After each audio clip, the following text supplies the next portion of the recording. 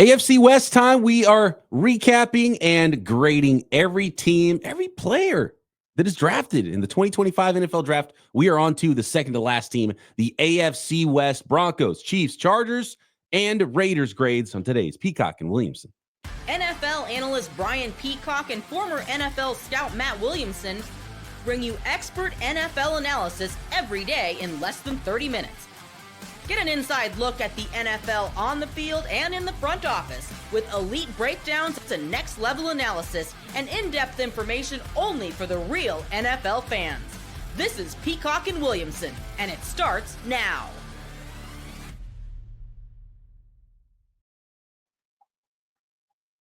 Welcome to the Peacock and Williamson NFL Show. Brian Peacock alongside Matt Williamson at BD Peacock at Williamson NFL. Thanks, everybody, for making us your first listen on the Locked On Podcast Network. Your team every day. Appreciate all of our everydayers that are hanging out with us as we roll through the offseason toward 2025.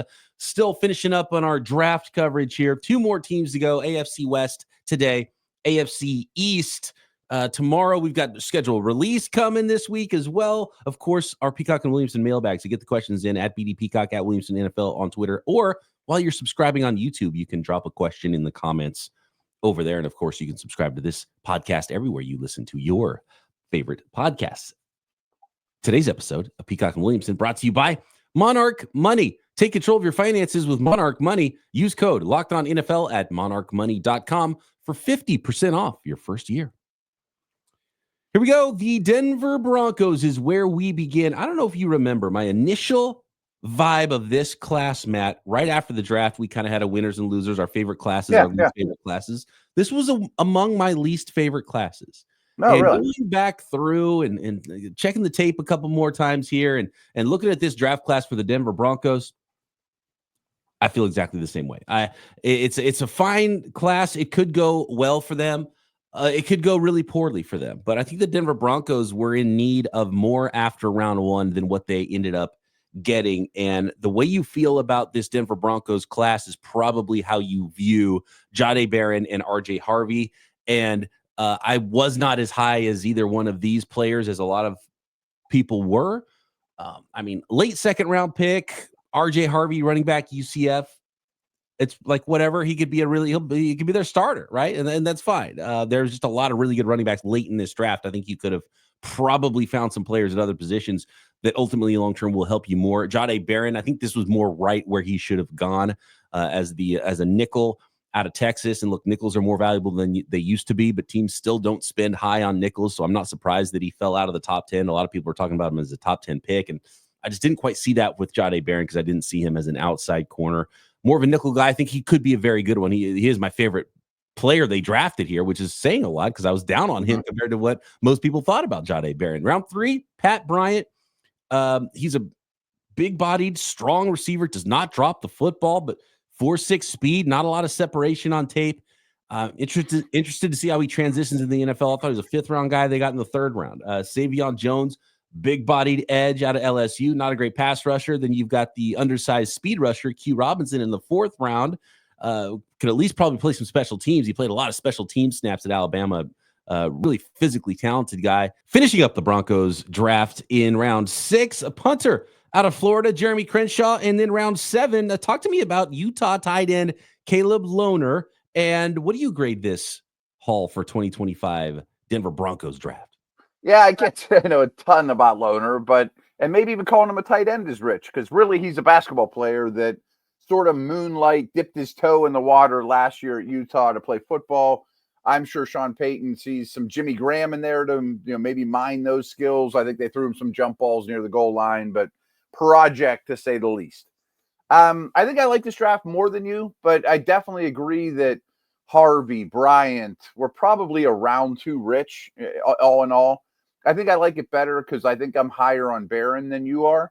And I look at this defense, and frankly, I think it's probably the best defense in the league. I mean, they led the league in sacks last year. They had the defensive by a wide margin. They had the defensive player of the year. You had a first-round pick.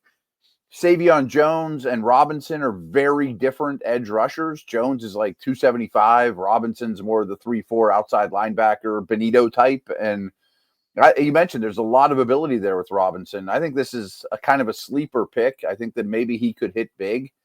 But I'm hearing people say, oh, Pat Bryant's going to be his Michael Thomas and RJ Harvey's going to be his Kamara. I'm like, I mean, they might be okay, but I don't know that it's going to be that productive. What's funny is if they drafted Pat Bryant in the 5th round, I'd be like, this is my favorite pick because I identified him in the process. I love Pat Bryant, but this is about as high as like you're expecting him now to be everything that a slower 4-6 wide receiver could be in the NFL rather than being pleasantly surprised and being like, oh man, this guy, even though he's not fast, he was able to do all this for our offense. And so that's an interesting one there in Pat Bryant, but he's a player I did like. I just didn't expect him to go as high as he ended up going. So they drafted their Kamara, their Michael Thomas, their next Benito, their Jimmy Graham. They got their Drew Brees last year. So this is a Super Bowl team here in a couple of years. Right. This is just like the Saints draft, the Kamara, Lattimore, the all-time great draft by the sounds of it. One slight criticism just as the offseason overall, I'd like to see one more weapon. I understand Engram went there. Are we counting on Mims? Are we counting on Franklin? Like one more dynamic weapon that's not Pat Bryant, I think would have gone a long way. I'm still C+. I do like the guys they got. I think Harvey could have a really productive couple of years. It's just a little early for him and Bryant. If Jahdae Barron is the just maniac nickel defensive back and he's the next whatever honey badger, then it'll make this class look a lot better. RJ Harvey has to be everything, but Pat Bryant has to be everything. That's kind of why I don't like this class, is everybody kind of has to be everything for it to be a really good class. And there's a lot of this could be just we got some depth guys, and so how good is RJ Harvey? Right, is kind of a big one for me. Like 2nd round, how I feel about running backs too. So right. Caleb Johnson was on the board. There was a lot of other good ones. Did you really have to have him? C-. Okay, I'm C+. Yeah. Next, we have got the Kansas City Chiefs, the Los Angeles Chargers, the Las Vegas Raiders, breaking down the entire draft from the 2025 class in the AFC West. Next. This episode of Peacock Williamson brought to you by Monarch Money, monarchmoney.com, and a little special offer for our listeners that I'll let you in on in a second. You ever check your bank account and you wonder, where did all that money go between dining out, online shopping, entertainment? It is so easy to lose track. I know it happens to me, so I know it happens to you. That's where Monarch Money comes in, your personal CFO, giving you full visibility and control over your finances. Monarch Money isn't just a budgeting app either. It's a complete financial command center. Track all your accounts, investments, spending, all in one place. So you stop just managing your money and start building wealth. And my favorite aspect of Monarch Money is the easy collaboration. Managing money with your partner is smoother than ever. You can track shared and personal accounts, set goals, and stay on the same page without the stress. So take control of your finances with Monarch Money. Use code LOCKEDONNFL at monarchmoney.com for 50% off your first year. That's monarchmoney.com, code Locked On NFL for half off your first year.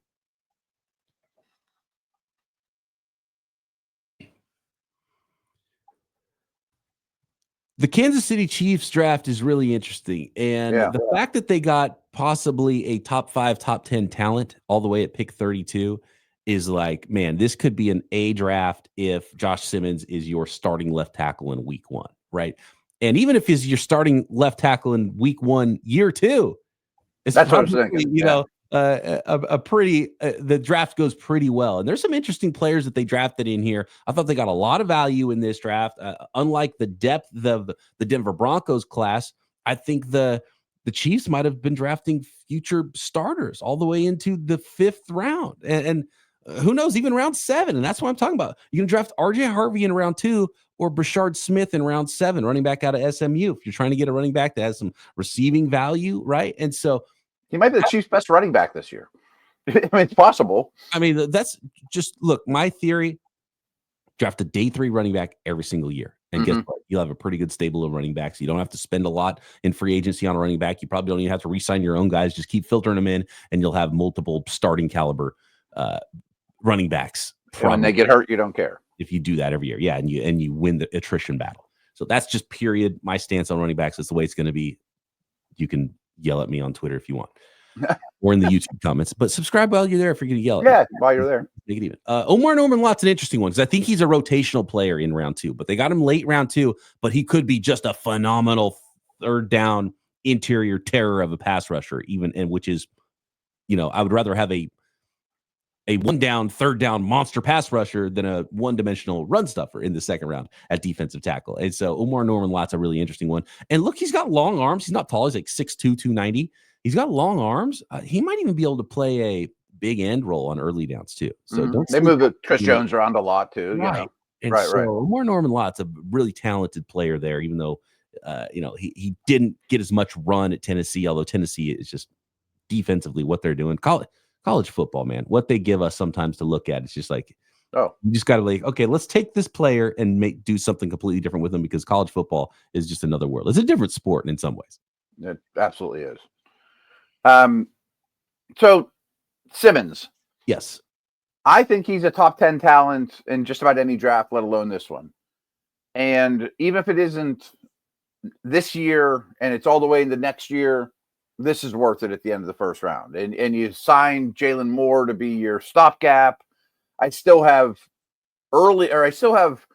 short-term O-line concerns with Thuney leaving for the Chiefs, but I have less long-term concerns. Suamataia, maybe he's a guard. They'll hopefully figure it out, but there could be growing pains. And I'm with you on Norman Lott too. Like, before the draft, if you said you went to the end of the second round, I'd say that's a little early. But for this team that plays with a lot of leads, it's going to line him up next to Chris Jones on third downs and when they close out teams. But fine, I like that part of it a lot. And I think good. Gelati has some physicalness, some edge setter to him, a little bit of Karlaftis. It's just a lot of different body types there. So I understand what they're doing with those first 3 picks. Yeah, out of Louisville, Ashton Jeanty, early round 3, just a couple picks after they took Omar Norman Lott, and super productive. Like, those guys can get after the quarterback in their own way. Noah Williams, I think it was a sleeper player in this draft, late round 3, outside corner out of Cal. He's got ball skills, and he'll take the ball away. He's not supremely fast, but I think he could be a player that if he fails at corner, even though I think he's fast enough, I think he's 4.50, 40-yard dash. He plays with confidence. He's got length. But his zone eyes and the way he reads offenses, he might be a free safety of the future too, and he might be anyway. So there's some they develop defensive backs in the mid round so well. Yeah, and they do a really good job at finding a place for versatile players on that defense, which they got a lot of here, especially on that day 2 area. Then Jalen Royals late round 4. I mean, this guy's dynamic. I love it for how often they have to throw short, let a receiver that can create his own stuff there. Jalen Royals out of Utah State. I mean, phenomenal value in round 4. Jeffrey Bossa could be a starting linebacker in the NFL, but doesn't have to be as a 5th round pick right away. And then Brashard Smith, we talked about his receiving value, former wide receiver, running back, round 7, phenomenal value again. I love this class. I'm gonna go B+, and that's potentially an A if Josh Simmons' knee is okay. Yeah, I mean, he could be a Pro Bowl type guy. I mean, a Pro Bowl left tackle with the last pick in the draft. And you picked up an extra pick to go from 31 to 32 in the process, which was weird, but so what? That's fine. Brashard Smith, I mean, I'm heavy into these dynasty rookie drafts. He goes earlier in every draft I see, and I totally get it because there's not much in front of him. It's a good situation. We talked about Pat Bryant in the first segment. I liked Royals better, and I think he could be some Rashee Rice insurance too. And I also think he could line up outside. Hadn't thought about Noel Williams as a safety, but I'm glad you mentioned that because he'll do something on this team and they'll coach him up. So yeah, B+ for me too. I like it. And even if you like Pat Bryant more than Royals, wait and see which one's there at the end of the 4th round and get the better value, because I think they would at least be close, right? And so same tier at least, Yeah, and so that's why I like the Kansas City Chiefs draft a lot more, and Broncos fans, I'm sure, will be mad at me about that. That's right. Let's move along to now. You know what I like less than a 2nd round running back? First round running back. See where you're going. Los Angeles Chargers, but I think they got a lot more talented guy. And look, RJ Harvey's a pretty talented guy, super fast and athletic. Omarion Hampton's kind of a freak of nature, and I'm not shocked that Jim Harbaugh wants to build his team in this image. drafted a running back at pick 22 overall in 2025 after drafting an offensive tackle instead of a wide receiver in his first draft in the first round last season. So Omarion Hampton out of North Carolina, running back in the first round. They followed that up with Trey Harris, wide receiver out of Ole Miss in round 2. Jamari Caldwell, big nose tackle in round 3 out of Oregon. Kyle Kennard, edge rusher from South Carolina in round 4. Auburn wide receiver Keandre Lambert-Smith in round 5, another 5th rounder in a big athletic sort of tight end, big slot wide receiver, Syracuse's Oronde Gadsden II. Branson Taylor out of Pittsburgh, offensive tackle in round 6. RJ Mickens, safety from Clemson in round 6. And then round 7, Triquez Bridges, another safety out of the University of Florida. I really like day 2 and really early. In fact, I like day 2 and day 3 a lot. First round running back is not going to get an A grade from me, but Omarion Hampton is a beast. He is, and he'll be a really good fit, and he'll be very useful and could be in rookie of the year conversations, or certainly should be high picks in dynasty, as I mentioned. But I don't love it either. Not because Najee Harris is there. Hampton will go right past him in no time. But I just don't see a ton of dynamic playmakers. I mean, Trey Harris can get downfield. I like him. Lambert-Smith is really growing on me. And to be honest, his draft overall is growing on me because there's a lot of picks. There's a lot of good value. I didn't think there were a lot of huge reaches. Poona Ford leaves town. Jamari Caldwell fills right in, I would think. Kennard's a decent edge setter, probably as a 3. Bosa left town, and everyone has to move up a notch on the ladder there. The late picks don't move the needle for me a whole lot, but I didn't think Mickens would go in the 6th round. I thought he was more of a 4 or 5, so that's fine.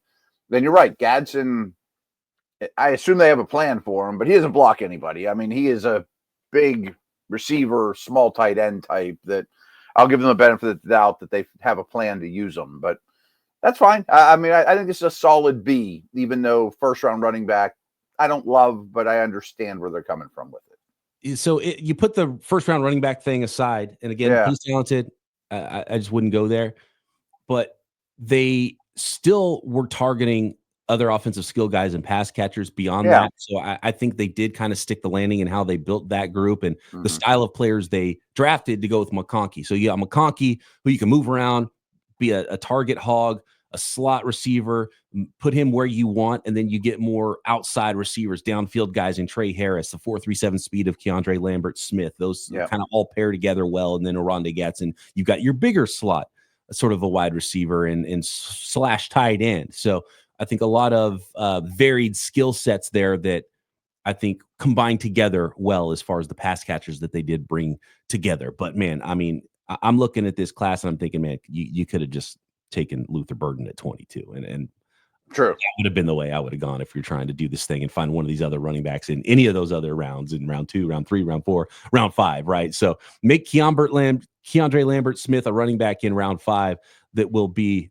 a very good player, potentially a starting caliber player in the 5th round in the NFL at running back.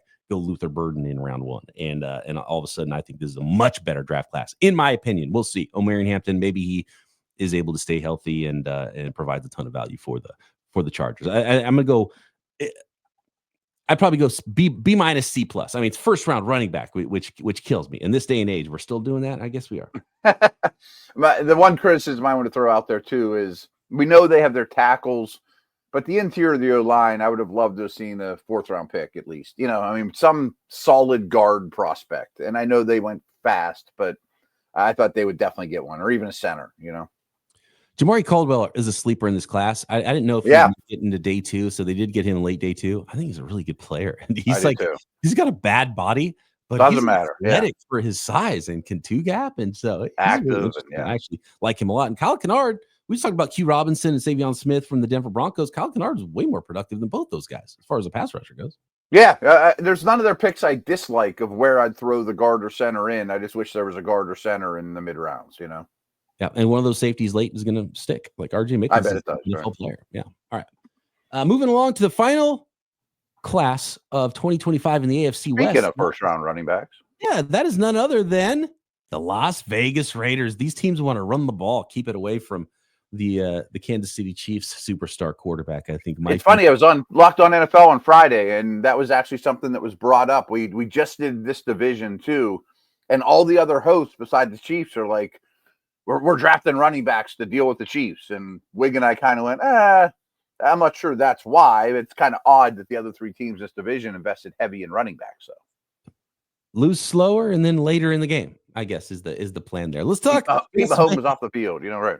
I mean, they did get the best running back in the draft. I don't think there's any doubt about that as you go into the 2025 season with the Las Vegas Raiders draft and their grade. And then we'll rank these classes as well to finish up this episode of Peacock and Williamson next.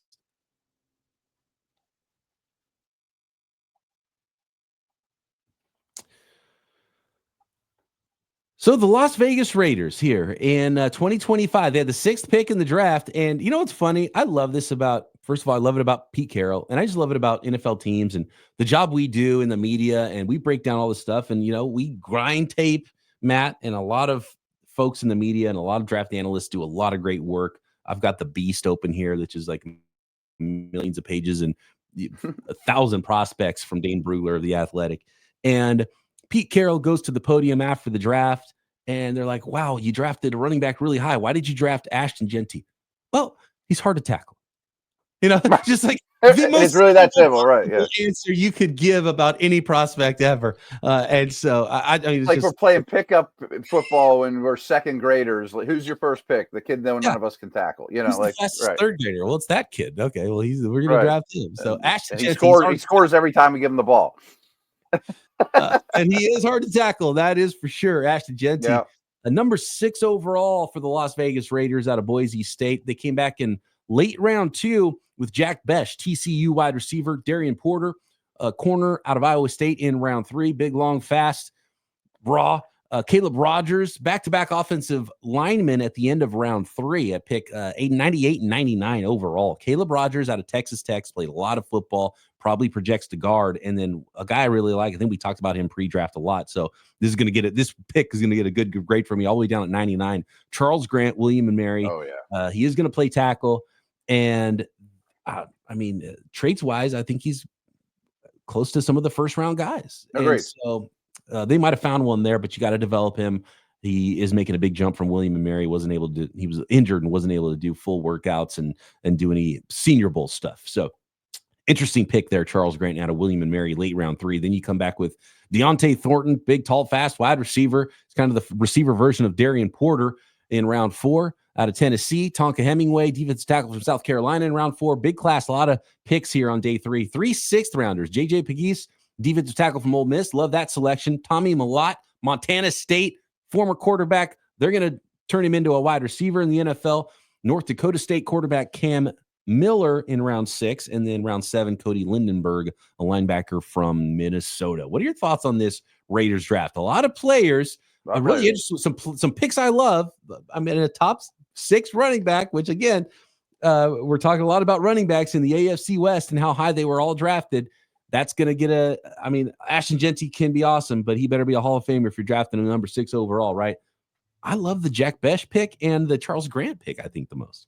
Yeah, and so I'll get to Jeanty in a second, but I'm sure everyone knows that I love taking all the tackles you can. So back-to-back third-round tackles warms my heart, and I'm with you. Grant was one of my favorites. I wanted him to be a Steeler. You probably wanted him to be a Niner. And you could also argue, what if you took Membo at 6 and a running back at the end of the 3rd round, early 4th round? Would you be better off? Maybe. Yeah, I would understand that. I was a big Membo fan. I didn't understand why the teams in this neighborhood didn't scoop him up quicker. That aside, I don't have as big a problem. I don't think the Jeanty and Hampton are the same conversations, because I do think this is a potential generational guy. And in this class, if this was last year's class with tackles everywhere and quarterbacks everywhere, and you took a running back at 6, I'd lose my mind. In this class where I hate the top of the draft, I get it. And boy, the track record of Gurley, Elliott, McCaffrey, of top 10 running backs is pretty awesome, so I'm sure he'll be really good and go to Pro Bowls. And if you're really, really good and go to Pro Bowls, I have a hard time nitpicking it too much, in a bad draft class. I mean, I would think about like Bijan Robinson, Yeah. What has that really done for the Falcons? Has that gotten them closer to where you want to go win games? And you think about Barkley, and you think about Barkley's the best example, McCaffrey, right? And it's like they're great players, no doubt. but they didn't help the team that drafted him, right? And the Raiders aren't in that position. They're going to be bad with a good running back, probably, right? That's what's going to happen here. And so, are they the Giants with Barkley? Are they the Panthers with McCaffrey? Right. It's a heck of a lot different when you go to a stud team, right? But I mean, he is a beast of a player, and I knew he was going to go early in this draft just because you can't just sit there and have a guy who's got a blue grade. He has, there was very few elite grades, and he was right. He had one of the elite grades. And teams aren't just going to sit there and draft non-elite players when there's elite guys sitting there. I mean, him and Hunter to me are the best players in this draft. Right. And so I'm not surprised that Pete Carroll was the one to take that swing and be like, yeah, well, just the best guy. He's hard to tackle, so we're going to draft him. Jack Bech is interesting. Yeah, he's going to start for the real quick too. I don't know Pete Carroll's in this for the next 10-year rebuild either. Yeah, he's like, I'm going to go get Gino. I'm going to get a running back. And, we're going to be good we're going to be good at this very specific thing, at least for the short time that I'm here. We're doing Darren that. Porter, a lot like Reek Woolen that was drafted a few years ago, right? By Pete Carroll in Seattle. So such a Pete Carroll corner. A lot of swings. Like there's a lot of upside here. I could see Bech being a starter, Jeanty being a perennial all-pro, Porter with that length and size and speed profile, Deontay Thornton with the length and size and speed profile. If those guys hit, Al Davis would approve with Thornton. Hit. Yeah, I think so. Those could all be misses too, because there's development that's needed there in a lot of those. So my favorite picks here, Malott, you're turning a quarterback into a wide receiver. 3 receivers, all really different, So I like the Peacock pick too. Yeah, I think Peacock in the 6 is. I think Peacock in the 6 and Jack Bech late 2 are my 2 favorite picks in this class, aside from Charles Grant. Yeah, Grant would be my favorite. Peacock would be my next. This might be my favorite draft in the division. It's a fun class. It's solid B, I think. It's a B for me, but it could be an A because there's so many swings that they took here. So it's going to be a fun class to track for sure. Because, I mean, they ate their dessert first, but they did take their vegetables with back-to-back tackles and D linemen. And, it wasn't just a fluff draft, but they ate a cupcake for dinner. And if you flipped it, and if instead of drafting a 3rd-round running back, you got the awesome running back first, and you still got that starting offensive tackle in round 3, then you're like, okay, now we're cooking, and we got a starting corner, and we got a starting wide receiver, and we got depth, and we got a starting guard, and we got depth. That's why I keep bringing up the back-to-back tackles. I only need one to hit opposite Colston Miller. So, and then again, you ate your vegetables, And the back-to-back D tackles too, round 4. Right.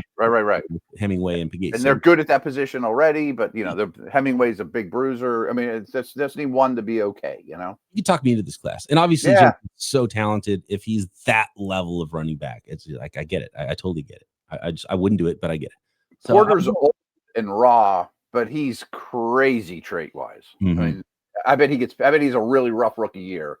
And I hope he's not 29 before he's good, but he might be great in his second year.